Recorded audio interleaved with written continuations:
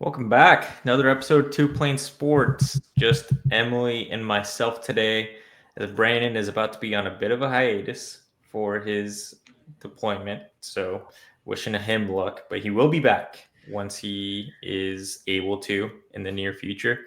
Today, we're going to be talking about the Red River Shootout, the biggest game of the year. I think the biggest rivalry game in all of college football. Maybe a little biased there, but I have a tough time acknowledging that there is any bigger rivalry than this game. Um, a lot of commentary already out there for this football game from many sides, but when you just look at national media, I was telling Emily I was listening to a lot of it earlier. Seems a little bit split, so we're gonna get into that. As always, make sure to like, comment, subscribe. Let us know what you think is going to happen this weekend during the shootout. All right, Emily, we were talking about it just now. The Texas opened up as 3.5 point favorites, and according to Josh Pate, the people at FanDuel did that assuming John Mateer was going to play. It's now at 1.5. Still Texas favored, so that means a ton of public money is probably just poured into Oklahoma. How do you feel knowing that news going into this weekend? What are you expecting? Well, first of all, happy Texas Hate Week. It's the best week of the year. I love it. Um, I was shocked. So I guess I just wasn't paying attention before because I was looking at the slate for the week and I was like, I just said to you, I was like, oh, Texas is favored. I didn't realize that. It is interesting. I think a lot of it has to do with us not potentially having our starting quarterback. I'd be interested to see like if they were to just come out and straight up say John Mateer is playing, what how that would change.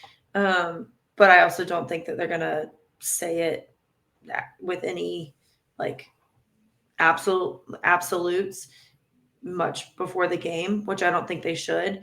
I know Brent Venables had a couple statements today. He had a press conference, and we can touch on that a little bit too. But there was a report that came out today that he was probable to play. It's kind of been up in the air, but no, I don't think that they're. I think it's kind of silly that Texas is favored, especially after seeing them play last week. And honestly, like I was texting you guys, I rewatched the game because obviously that game was at the same time as ours last week. I rewatched it yesterday, and like Florida was kind of doing whatever they wanted, and at least offensively, like Texas defense doesn't look very good at all. And I think that our defense can absolutely whoop their all O line and Arch Manning. I think Arch Manning looks young on the field in the way that like there's sometimes that he just looks a little bit frazzled, and like if he gets pressured at all, he just kind of like throws the ball and he ends up throwing it 5 yards past his receivers. And like I don't know, I think that there were a lot of mistakes made by Texas in that game. I mean, obviously, like Florida, I don't think is going to shape up to be all that good, and they kind of beat them handedly. So I think it'll be interesting to see what our talent can do in the Cotton Bowl on Saturday against Texas. Yeah, so when we're looking at our defense, I agree. I did get to watch a good bit of that Florida game on Saturday, just flipping back and forth between both games. And the the one thing Florida has that Oklahoma definitely can't say they have equal or better than them is the offensive line. Our offensive line is significantly better than it was last year, but let's be honest, that's not very hard. It's good, but I don't know if it's quite to the degree of quality as Florida. And maybe they can step it up. We do have most of the guys returning. The one problem that I could see is Derek Simmons looked like a turnstile last week during the Kent State game, which is a bit concerning given that he's probably going to be facing off against Colin Simmons for most of that game. So he's going to be in a lot of sticky situations. I would not be surprised if we see a lot of the tight ends either motion to that direction or just start there to help out Derek Simmons. It's not going to be a fun day for him if he has to block him one-on-one for 90% of the snaps. And if he somehow finds a way to stop him, good on him, because I mean he played well when we played Michigan and Auburn, but it's hard for me to get the Kent State one out of my head just because it happened last week and it was against significantly inferior talent. So we'll see. The like you said, the big question mark is going to be who's the quarterback. If it's John Mateer, I think there's a chance this could be a high scoring game. Probably looks a little bit something like that Florida Texas game, and hopefully in our favor, just like it did for Florida. If it's Hawkins, it needs to be a low scoring game for Oklahoma to be able to withstand some of it. I think Hawkins did a good job at not putting the ball in too much danger last week against Kent State. Again, it was Kent State, so a little bit, take it with a grain of salt kind of situation. Like his first touchdown thrown against anyone that is quality, he probably gets put on the ground and has no chance to throw that, or he throws it and it becomes a pick. Luckily, that wasn't the case. Satania was wide open, touchdown. And there was a couple plays where like he had no business making them. Luckily, he did. But can he do it against a defense like Texas? Because their defense, if it's a close game, can become dangerous. If Oklahoma could take a lead like they did against Auburn and not look back, then we're in a very good spot. I don't think either of these teams has really shown that they can play from behind, and that's really going to be the test. Can the team that goes down first maintain the scoring with their opponent, or will they end up feeling rushed and start making bad decisions and creating or making more mistakes, putting turnovers on the board like that? That's really, I think, what's going to be the case and a lot of things that need to be answered for both teams here. Yeah, I agree. I think offensively it could be a really electric, great game. And even if it is Hawkins at quarterback, I think I saw some kind of mixed opinions of people like, oh, I hope Mateer, like we're going to die if Mateer doesn't play next week. And then other people like, hey, good job, Hawk. Like you did a good job. And he did, like he did a good job. Will I be a little bit more nervous if he is our starting quarterback and plays that entire game? Yeah.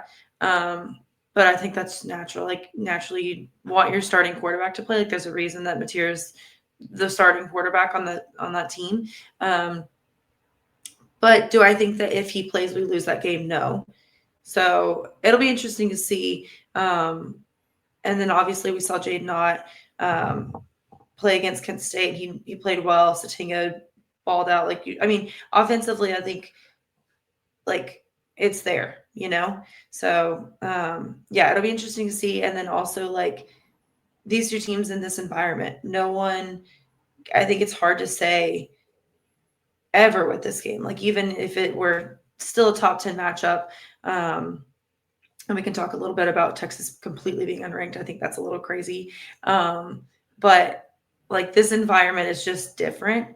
And that's why it's so magical and why you can like romanticize college football, because like I was looking back at old photos for over the years of OU Texas. I'm getting a little sad because I won't be in Dallas this year for the first time in like 10 years. But I was like, it's just the magic of the game, and it's why you can't really predict what's going to happen. But again, going back to the ranking, I think it's a little crazy that Texas is unranked in 1 week. I forget what they were last week. They were like upper teens, nines. Okay. I think it's kind of crazy. I didn't expect it. I don't necessarily think they deserve it. They're 3-2 at this point, 2-loss team. I usually say that like preseason rankings hold way too much power over the rest of the season. Like we create this preseason ranking, and then that kind of is like, okay, you lose and you just about like, that kind of determines where you end up at the end of the season. So I feel like they didn't get much grace there at all. What are your thoughts on them being just completely unranked this week? I agree. I thought it was ridiculous that them and Penn State got booted. Penn State, maybe not as much Much worse loss. because you got basically demolished by a team that, fun fact, never held a lead before that Saturday game. They never were up by 1 point before that game, and they managed to win it. Like, that's sad. You can't do that when you're Penn State, let alone have the expectations that they have this year. I think they were like the second most bet on team to win the national championship before the season started. So everyone that put money on that can go ahead and just burn money in the trash can, because that's basically what you did. It's gone. That shit's not happening. Texas, though, like, their first loss was on the road against currently the number one team in the country, or number two, Ohio State. You know, they didn't look amazing offensively, but neither did Ohio State, and the defense played well on the road. Their second loss, while Florida isn't an amazing team, the Swamp is not an easy place to play necessarily. And again, it's on the road. Again, like, what I don't get is people and media, beat writers are so quick to crown Texas. As we all saw before the season started, Arch Manning was a Heisman favorite. Texas was a number 1 or 2 overall team to start the season. And then you drop them like in a snap of a finger. From top 10 to unranked is crazy. I think at least keep them in the 20s. Not for our sake, just for, like, that would make sense. Because you had Notre Dame in the top 10. They go to 0-2, and they managed to, for similar reasons, they played good teams on the road. Actually, one on the road and one at home. They lost both, but they got to stay in the top 25. Like, that math doesn't math in my head. No, it doesn't. That week 2, or I guess it was week 3, because I think they had a buy-in really early. Seeing Notre Dame at 0-2, still in the top 25, is like the most perplexing thing. It's like the best. I mean, I get, okay, quality losses, but I don't know that we should be talking about quality losses in week 3 of the football of the season, you know? Yeah. Yeah, just very interesting. I mean, obviously there's a lot of bias, but Texas usually gets favored in that bias. So it's just so interesting. But it also is, I mean, like, involving us, like, going into this game, it's like, okay, well, cool, we beat Texas, or cool, or like, oh shit, we lost to Texas, unranked, you know? So it does affect the rest of us. So it'll be, I don't know, interesting to see how that shakes out. Obviously sucks. It would be so cool. And we were just talking before, like, where College Game Day isn't going to be at this game, where they probably would have if Florida had taken care of, or Texas had taken care of business in the Swamp last week. Yeah. And going back to those week 3 rankings or whatever, when Notre Dame was 0-2 and ranked, at that point in the season, the only team with 2 top 10 wins was South Florida, and they were still unranked. So another reason why it just doesn't make sense. The AP poll, the reasoning, they, like, fall in love super fast and fall out of love even faster. It's insane. Last thing about Oklahoma, I think that, and we can kind of talk about the X factor. I think for Oklahoma, it's going, the unpredictability that you mentioned of this game is kind of hitting me more so this year for some reason. I would not be surprised. Both of these teams have had a really bad start to the year when it comes to running the ball. Somehow, some way, both of these teams are going to find a way to pop off big runs, and it's going to hit like crack for both fan bases. And those running backs for both teams might be the reason that they win or lose the game, whether it's a costly turnover or that one unit was just able to make more big plays on the ground than the other. I agree. And something I was noticing watching the Florida-Texas game is that Arch can actually run pretty well. Like, he was finding ways to get the ball. I think he led the team in rushing. I think it was like 56 yards that he had in that game. So that's something to watch for. Like, if he finds a way to run the ball, like, we got to stop him. So I think that'll be something interesting to watch. And we know that John Mateer can run the ball very well too. Like, they're both pretty athletic quarterbacks. So, I mean, like, talking about our running backs making big plays, like, it might be our quarterbacks on their feet making the big plays, which would be kind of cool to see. Yeah, to me, Jackson Arnold and Arch Manning are the same guy. They can both somehow find a way to make really good throws on occasion where you're thinking, maybe there's something there. And then you watch them for the full 60 minutes and you're like, dude, get rid of the ball. Like, you don't need to sit there and take the hit or take a sack. That's Yeah. really what puts both of those guys in bad positions. Yeah. I think it comes down to the decision making with them a little bit. It's like, but I mean, obviously Arch Manning is young. Um, and probably like, and I know I've sat here on this podcast to talk shit about Arch Manning plenty. But to be fair, like he's probably a little frazzled. Like he's very young and he has had so much hype around him for a long time already for only having started what 5, 6 football games at this point. So or college football games at this point. So I mean, I could imagine like that can go to your head quickly, and that'll be another interesting thing to watch in this game because it's again so much hype around it. Like what his decision making looks like in this game. Um, but again, like you're right. Like I think he and Jackson Arnold both can make those plays. It's just questionable on if they're going to get it done. Yeah, agreed. Well, let's move on to the rest of the SEC because this weekend slate of games is pretty solid. Let me pull this up here. The first game that is scheduled to start this weekend is Alabama versus Missouri. Alabama is currently favored by 2.5. They're going to Missouri. Weirdly enough, Alabama 4-1, Missouri undefeated 5-0. I don't know if you watched too much of the Missouri Tigers this season, but they have a really good run game, and Alabama might be in trouble if they can't figure out a way to slow that down.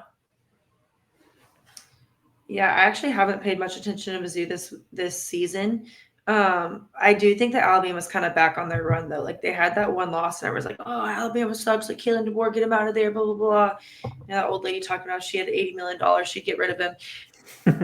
But I do think that they have over the past couple of years have kind of had a tendency to have like that one moment of going down, and then they're back. They're like and they kind of get on that run. I think if I had to pick, I would take Alabama. I don't love that it's away for them. Yeah, I think just my gut says Alabama, but what are your thoughts? Honestly, I don't even want to pick a winner in this game. I would take the under. 52.5 seems like a lot of It's points. high. Yeah. They're both good teams when it comes to scoring the ball, but I think Missouri is going to lean on their run game, which is going to obviously make the game go by a lot faster. And Texas has, or not, sorry, not Texas, Alabama has a tendency to lean on their run game as well and try to make some explosive plays in the air. So I could see this just being such a fast game that they can't manage to score that many points. Yeah, I like that. I like the under on that one. Yeah, Next, 52.5 is very high. yeah, it's a lot. And then another game with a high total. Washington State at Ole Miss. We don't have to talk about this too much. Ole Miss is favored by 32.5. Washington State just hasn't looked very good. I can't tell you who their 3 wins were against, but I know they got ran by North Texas. And let's see, they lost to North Texas and Washington, and then they beat Colorado State, San Diego State, and Idaho. So haven't proven much. I will say North Texas though is high. There's decent. yeah, So that's call it a quality loss. But I will say they're 3 wins. That's not much to speak for. That's a high total. I don't know. 30 and 32.5 is crazy. I wouldn't even touch that betting wise. But I mean, Ole Miss is also having a good season. I think that'll just kind of be a get it done and keep moving for Ole Miss. So in 3 of Ole Miss's 5 games so far, the total has gone over 50. It's gotten to 70 once, 76, 50. Sorry, 4 games gone over 50, 55, 53. So if they can find a way to pile it on against a Yeah. bad Washington State team, Yeah, it's a scary true. over. I don't know if I want to take it either, but it's What was that one that was 76 for the total? Who are they playing? let me look again. Georgia State. Oh, okay. Well, I would say the most comparable competitions probably maybe Kentucky, and that one would have gone over 41-35. But Kentucky can sometimes have a good offense, or not Kentucky, sorry, Arkansas. yeah. Speaking of Arkansas, Tennessee, that total is at 68.5. I guess assuming that Tennessee's just going to run all over them and maybe score all 68 of those points. Yeah, Arkansas, they're in a weird position because they just got rid of Pittman, and then Patino slithered his way into being the interim head coach there again. I think that's kind of funny.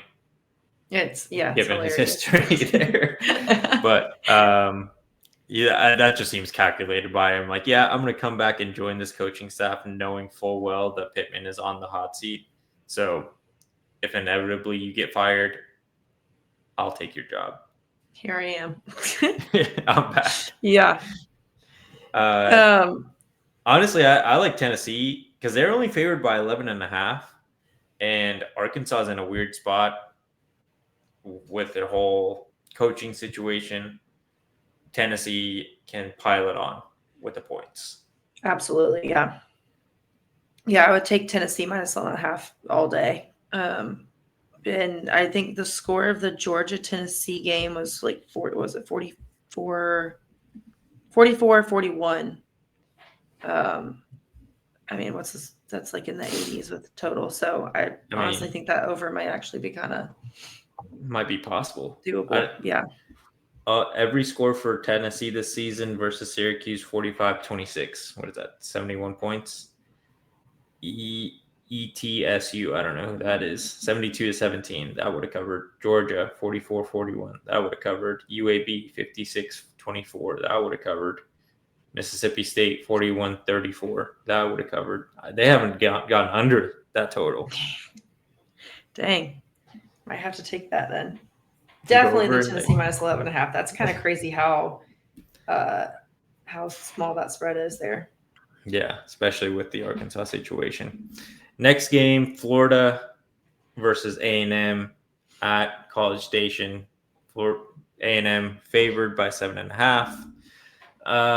This definitely seems like the letdown spot for Florida. They're coming off a high of beating Texas, and then they go to Kyle Field and just get crushed. And they might be Billy Napier's final stand. Yeah, no, I agree. I haven't paid a lot of attention to A&M this season, and I was listening to Unnecessary Roughness earlier, and I was like, well, shoot, I think I need to really start paying attention to them because, like, they just haven't been on my radar. But I think they are a very, very good team. They've finally kind of gotten the pieces together unless something falls apart. But yeah, I think Florida kind of hit their groove there with like having a home game. Texas like riding a little high. It was just kind of like a perfect instance. But yeah, going to College Station, I don't think they really stand a chance there. Yeah. In a way, that game for Florida and Texas was the most trap game of all trap games that you could have had, because if that result that happened ended up happening, they're going to be riding such a high that they're going to forget they have a football game this weekend and probably come ready to get their asses kicked. And Texas was maybe too focused on Red River that they forgot that they had a game at Florida the week before. So that's a tough spot for both those teams. It is, yeah. And I think we talked about that last week too. Like it really wasn't like the most perfect trap game going into this week. Yeah. Next game, Georgia at Auburn. Georgia favored by 3.5. Our friend Brandon did chime in here virtually and say he likes Auburn plus 3.5. We've learned our lesson. We're not taking 2.5s anymore. That's a scary number still because it is Auburn, and you never know who you're going to get. with that team.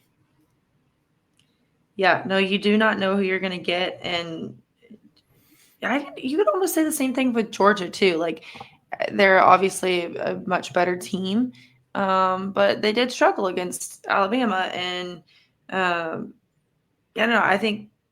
I don't think I would take Brandon's. I guess we're gonna ride it anyways, but his plus 3.5 because we're a team here. But hey, this is why we're a team. We are a team. Yeah, we'll see what We'll we trust in get. Brandon.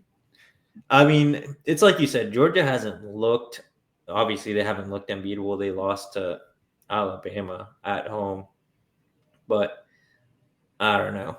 That's that's an interesting number. Like you said, we're gonna ride it, but I'm going to be scared the entire time. Yeah. Final We'll game. sweat it. Yeah, we're gonna have to. Final game: South Carolina at LSU. Oklahoma playing South Carolina right after this game, so this is definitely a game for OU fans to want to tune into because we close the season versus LSU. LSU favored by 9.5 at this very moment. That's a tough one to predict, in my opinion. What do you think? It is because I think South Carolina's also kind of looked like, I don't want to say questionable, but they haven't been consistent, I guess is the best word, this season. So, I mean, I know Lenore Sellers is their guy. Like, he is reliable. But it's a 7:45 kick, or I guess 6:45 kick Central Time, in Death Valley. I think that says enough. Like, LSU's a very good team this year. South Carolina's looked a little shaky, and it's at home for LSU. I think that's all the factors you really need to. 9.5 is a decently large spread, but I think I would maybe take it. I would take that spread. I was gonna say I would. I can clearly see your points. LSU can win this game and probably will, but I don't know if they're going to win by that much because their offense has looked so questionable. Yeah, at times. That is fair. That's what. If they just had a slightly more competent offense, I'd be like, oh yeah, easy at Death Valley. Do they have an injured starting quarterback? Am I making that up? Garrett Nussmeier being hurt? Is he supposed to be playing? Yeah, that's what I thought. Was he injured at one point? Am I crazy? I think he's been dealing with an injury, but he hasn't sat due to the injury. Okay. Yeah. I guess you're right.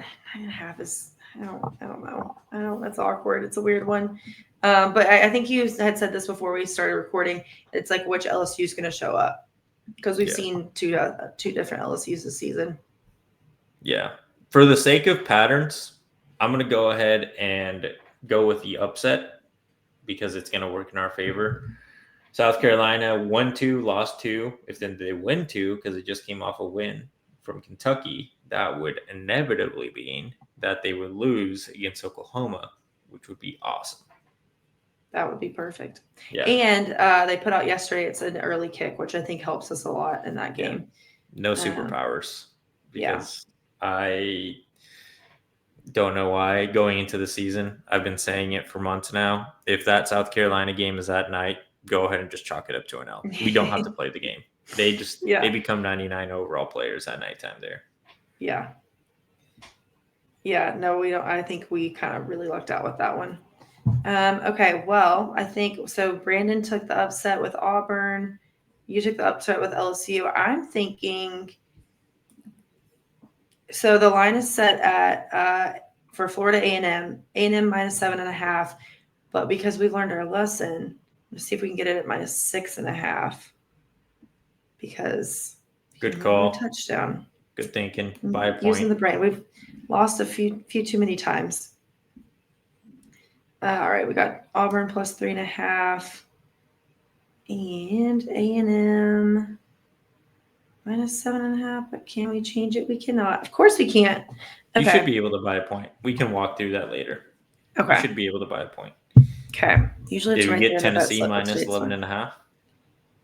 Tennessee minus 11.5. Are we going 4 legs? Did we like that? Might We as can- well. Let's go the we can- whole slate. yeah, you might as well. Oh, it's 12.5 on ESPN Bet. Oh, they must have just changed because That I'm must have looking at the just ESPN changed, yeah. website. Still, I don't know Yeah. how they don't win by 50. Yeah, no, I think that won't be a problem. Actually, I like that one better than my A&M pick. Do you want the over? Because both of those seem pretty certain. Ooh. Tennessee piles it on. Should we just do both? Why not? Why not? Let's make it a big win. All right. All right. So far we have Tennessee minus 12.5, the over at 68.5, Florida and A&M minus what will be 6.5 once we figure that out. Auburn plus 3.5, questionable, but we love you, Brandon. South Carolina plus 9.5. If we put Smells $5 on that, when are we winning? $5 would win 105. Look at that. 110. Look at that. Bet responsibly. Bet responsibly and legally. And legally. All right, you want to add anything else before we wrap it up today? I think that's all I got. Just I'll give one of these. Good old horns down. Always. All right. Always and forever. Thank you guys all for watching. See you next time.